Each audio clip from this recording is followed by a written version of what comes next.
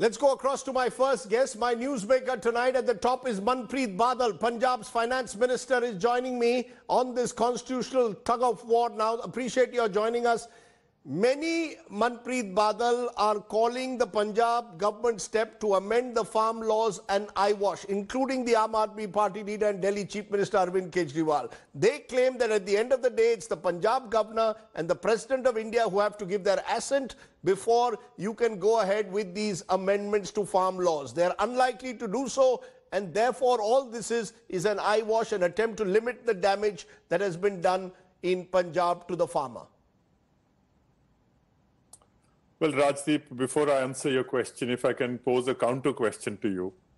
While the magic of Prime Minister Modi runs in every nook and corner of India, have you ever thought that why is it that in Punjab, the BJP and Prime Minister's magic does not work?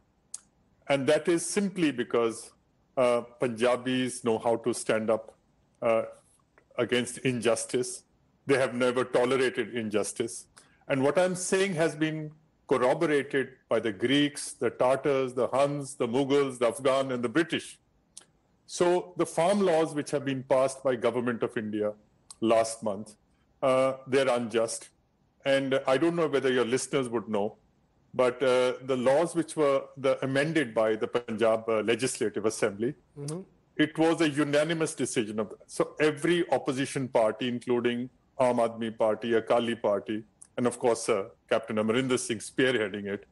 And we have amended certain clauses, which if we had not, would have caused tremendous distress to the farmers of Punjab and even to the economy of the state.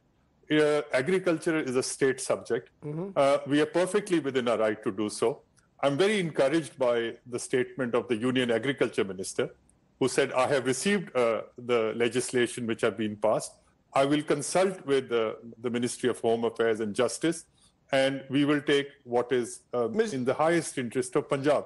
So I'm actually enthused by that. No, Mr. Badal, no one is disputing the right of a state government to pass amendments to a law on what is seen within the concurrent list of the Constitution in a state assembly. But what you haven't answered is my question, that at the end of the day, you will need the governor's approval and the president's signature. So your passing the bills doesn't mean that these amended laws will become operational. To that extent, this is being seen as only an attempt to somehow or the other assuage the anger of the farmer in Punjab. Well, Rajdeep, I'm trying to answer this because the entire Legislative Assembly, every member of the Legislative Assembly minus two, which is the BJP, we actually walked to the governor's residence. We sat in his lawns. He met us all, and we have told him what the sense of the feeling in Punjab was. He has promised to look into that. And as I said, agriculture is a state subject. Why do you want to tinker with a system which has worked so well for India in the last 50 years, which has made India not only self-sufficient, but also almost surplus? And if I can remind your listeners, there was a recent survey out which lists India in terms of hunger out of 107 nations at 94.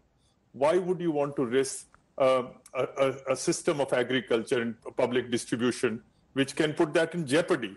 So we're not looking for any confrontation with Government of India, but we are saying that, with a population of 1.3 billion people, and you'll have to believe me, even if you had money in your pocket, there are not enough food stocks floating around in the international market to be able to feed 1.3 billion people. So for God's sake, just think it through.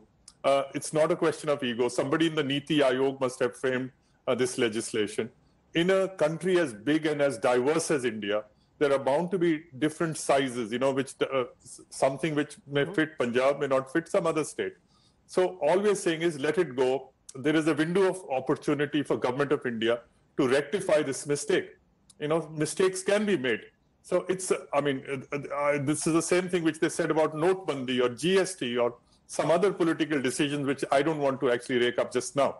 No, but Manpreet Badal, your amended law guarantees the minimum support price for wheat and paddy farmers. That's what you've done. You've essentially made it almost like a right that the farmers have to ensure they get the minimum support price. Now, there will be those who say at the end of the day, Punjab is still stuck in the mandi culture. You are still catering to vested interests of certain farmer groups. Why not assure MSP for all farmers? Why for a particular group of wheat and paddy farmers? How do you respond?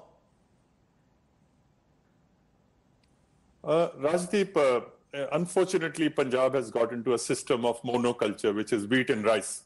All that the Punjab bills are saying that if any private trader or any corporate wants to come to Punjab to buy food grains, he has to buy it at the minimum support price, which has been set by Government of India or the CACP. So, I mean, there's nothing, wrong or confrontationist about this. That whatever is the minimum support price, if a private individual or a private entity or a company or a corporate wants to buy wheat and rice from Punjab, they have to buy it at MSP. Number two, if anybody wants to trade in food grains in Punjab, and by food grains I only mean wheat and rice, he has to have a license. He has to be within some kind of government regulation. He can't be just, having traders, and what this law says, that you just come, have a PAN card, you can buy it at the back of the street. That would not be allowed in Punjab. And lastly, any purchase of food grains has to be done from designated market yards. That's all Punjab is saying. Nothing more than that. But no, Manpreet Badal, why not extend these MSP benefits to other farmers as well? Why do you continue with the monoculture of rice and wheat only? Shouldn't Punjab be diversifying? Shouldn't all farmers be diversifying? It's only in Punjab we find these kind of protests taking place, really. Government of Punjab, in fact, is promoting diversification in a very large way. In fact, Punjab would, in the years to come, would be the principal state from where not only will we be growing food grains, but actually the principal producer of quality seeds, certified seeds. That would be done from Punjab. Milk, potatoes, if your listeners, and some of them would know, that most of the potato which is sown in India, the seed comes from Punjab, because we are blessed with an agroclimate where potato seeds come out virus-free. So Punjab is, in every, we're trying to diversify agriculture, but at the moment, the dependence is largely on food grains. And also, if I can remind you, Rajdeep, while Punjab is only 1.5% of India's total land mass, yet we're producing about 38% of India's food surpluses. You don't want to jeopardize this. That's all I'm trying to say. No, the Modi government says it's not jeopardizing Punjab's agriculture future. What they are claiming is that the new farm laws are opening up agriculture. Why should farmers' choices be limited to where the state to the state-run mandis? Why not liberalize farm sector? Let farmers sell to private producers if they so wish. The new laws will prevent those private, will de-incentivize, the new Punjab laws will de-incentivize the private producers. Rajdeep, surely this is not constricting agriculture. If the government were to say that anybody coming into Punjab, please buy at the minimum support price. I mean, is that trying to somehow, would it be in the interest of the farmer that someone comes and buys his produce below MSP? And will it be that, if we discourage fly-by-night operators who come and, 86% of all the farmers of Punjab, 86%, that's a fairly high figure, have only 5 acres of land. They are not in a position to actually, have a favorable bargain with a corporate entity or, private enterprise. All that the government is doing is to actually protect the interest of the farmer. Rajdeep, we may have our political outlooks or, opinions. Believe me, the Kisan is a pretty sensible man. He realizes where his benefit and loss is. You'll have to convince him. And the arguments of Government of India don't convince him at this very moment. One final question. Let's assume that the president and the governor don't accede to your amended laws? Will you then move the Supreme Court? Will this battle, as I said, eventually reach the courts, this constitutional face-off that is brewing? Whatever has to be done in the highest interest of the welfare of the farmers of Punjab and for the government of Punjab, we will walk every inch of the way. Okay.